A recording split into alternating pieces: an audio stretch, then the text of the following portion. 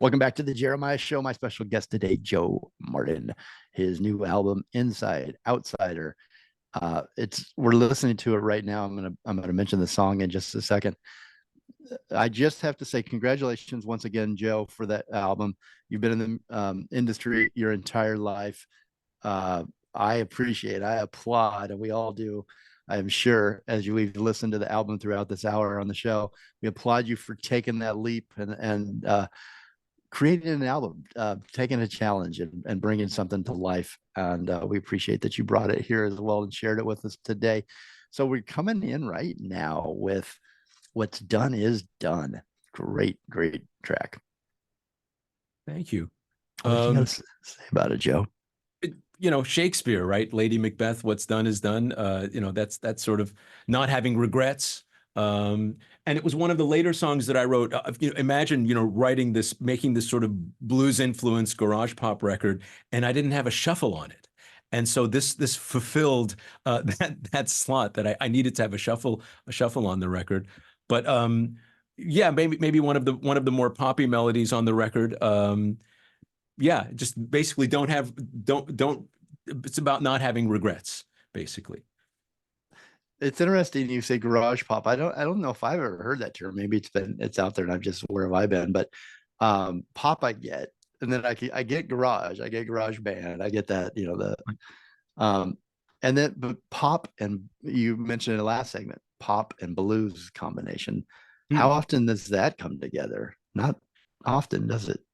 I mean, it depends on what you think about. Like, you could either look at the Black Keys or what Jack White or the White Stripes have done, or even groups like the Kills. But I kind of wanted to embrace my love and respect for the great North Mississippi Hill Country blues musicians, people like R.L. Burnside.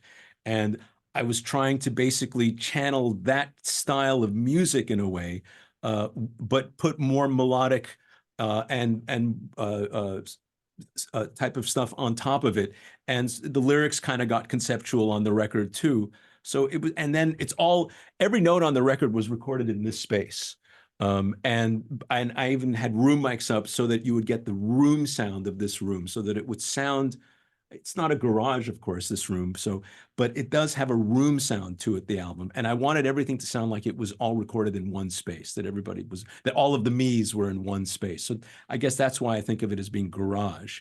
And it's live. It's not, the record isn't sequenced. It's not auto-tuned. There are no AI vocals on this record. So I hope that it has a certain rawness to it, but at the same time, all by your design. By design, but at the same time, some hookiness too, with hopefully the melodic things that I came up with. I Don't Need to Be Happy. That's what we went to break with after our first segment. I really like the lyrics in that song. Is there anything that you wanted to add to that? I know we talked a little bit about happiness throughout the show, and yeah, I mean that really is the theme of the record, in the sense that I'm quoting like Emerson, who basically said the purpose of life is not to be happy, but it's to be useful and to live a good life. Or like we were saying, the Zen proverb, the obstacle is the path. You basically, or like Samuel Beckett said, try again, fail better. So all those ideas are sort of in this little punky blues song at a really fast tempo, and a fantastic harmonica solo from Wade Schumann from Hazmat Modine. And yeah, that's kind of the ethos of the album, in a way, is in picking the guitar and getting the struggle into the music. How about the song that we went out the last break with, Look Up? Well, that's about, cell phones and smartphones, and basically, there was a study done where look people up from your cell phone. Right. Sorry. Yes, look up from your look up from your phone. Okay, got you it. see people in the street, like crossing the street, and cars are coming at them, and they're buried in their smartphone in a crosswalk, and you're like, look up, you're about to get hit. But there was a study done years ago where they put people in a room by themselves, took away their smartphone, and they offered them electric shocks. And a lot of people prefer getting an electric shock than being left without their smartphone. No So, way. these are scary concepts. Or we could talk about what people have written about the dopamine deficit, that you're like mainlining this sort of stimulation from social media and smartphones and just constantly being. And I'm just saying, look up, interact with people around you. There's a whole other world that's happening, that's not in the maze behind the glass, as the song lyric says. So that's what Which look up type are is. you? Do you get that, Joe? I mean, even as much as you sang about it and you Mhm. comment on it, but you're like everybody else. Do you feel like you spend too much screen time looking at the screen, and do you get that dopamine? For all of the songs that I write that are critical of things that I observe, I can't say that I'm immune from the criticism. But I make an effort to Not. not be looking at my smartphone when I'm in the crosswalk. So that's the Not study that not I want only to for see. my sake, but for the sake of the person driving. Right. Why, Or the why, person you're having dinner with. Look Oh, at well, them, talk yes. to them. Well, yes. I meant literally when I'm out on the street. That song Yeah. is really about being out on the streets, and sort of like head in the cloud, and the world's head in the cloud, but life's a swirl around you. Pandora's box has come under our thumbs, right? Um, so it's really about being in the street. But absolutely, you're sitting at dinner with your friend, and you're on your phone, and you've made this time to be together. Respect that time, and respect your friend, and be there, be So present.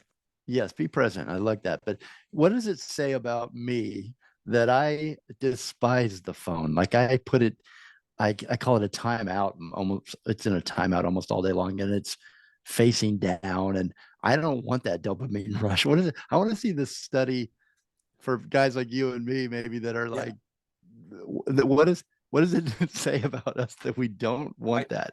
I salute you, Jeremiah. I mean, are we missing out on something? Is there I, something?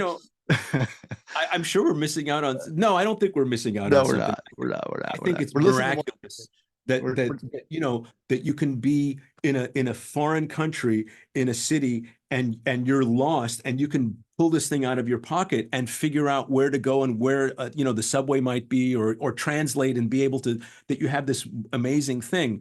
But at the same time, too much of a good thing. Then maybe then you get to an amazing site in that foreign country, put the thing away, and take it in, absorb it, yeah. be in the moment. Yes. But I'm Yes. with And you. listen to your music. Okay. We're going to talk about House on Stilts. I love the beautiful song. Thank you. Um, you Talk, know, talk to me about it, Joe. pun intended, I guess, about a stilted romance. We're like a house on stilts, perched high on a hill, rock stacked and balanced, resisting a spill. And it was also when I saw these stone sculptures of what's his now I'm forgetting the name of the sculptor. Um, Andy Goldsworthy and Adrian Gray. I saw these amazing sculptures that they would create, and they were so, I don't want to say precarious, but they could come down at any point. They would literally take stones and stack them in these beautiful forms, and they were so, I guess, ephemeral in a way. And I likened this romance being as sort of shaky, so to speak, or as risky as the way that these beautiful stone sculptures were created. And that was the inspiration for that song. That's beautiful imagery. I'm going to Thank you. listen to it a Those guys different do way. Listen amazing to it again. things. Yeah. Those guys do amazing things. Well, we do have to take another break, but before we do, which song did you enjoy writing the most? Was there one? So, and the reason I asked that question is you describing that imagery, describing your inspiration for House on Stilts. It must be fun and rewarding as a writer to have these thoughts come to you and you put them into lyrics. Was there It's one it that you really enjoyed? The lyric writing is the most challenging thing for me, and that's probably answers your earlier question of why did it take me so long. It's because lyrics really don't come easily to me, and I made a decision that I was going to. It was time had come, batten down the hatches, and come up with lyrics that you can be at least somewhat proud of. Um, Face as a Mask was a lot of fun to write. It was the last song that I wrote.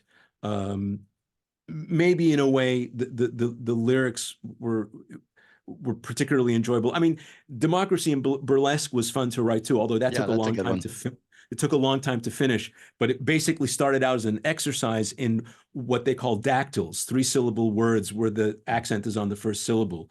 Um, and so I literally like had my notepad and I was writing just these words that just rhymed and over, and then I started constructing it into what became a political song, the political song on the record. And I really want to make a video of that song in this election year with, I think, existential implications.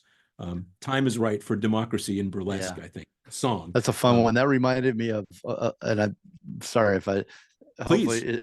it's a compliment, not but the Dylan song where they did the Oh, postcards and that, absolutely. like and You're also Billy Joel when he did that, it's that kind of style a little bit, but it's a lot of I was totally I'm so glad that you heard that because Subterranean Homesick Blues is a way better song than I'll ever write, but I took inspiration from that, and I also took inspiration from Chuck Berry's Too Much Monkey Business. okay. But I want to follow up on that. Whereas those songs that I mentioned uh almost become predictable in a way, you can kind of guess the next line. You Right. kind of took a couple twists and turns that were a lot of rhymed and were fun, but it made you guess, and you're like, it was fun. I really like that Thank song. you. So that was fun, Thank and we're you. gonna play it right now. So perfect timing. Thank you. Democracy in Burlesque. Joe Mardin is my special guest. Go to Bandcamp or DistroKid and just type in Joe Mardin, Mardin.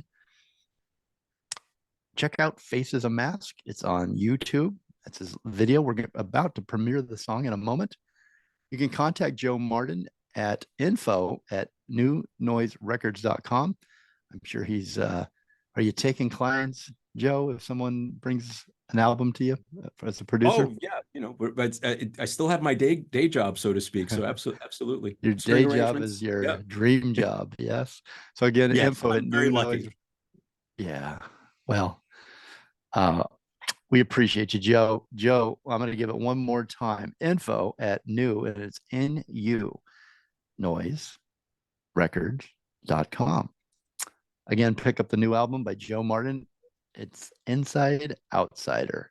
We'll be right back.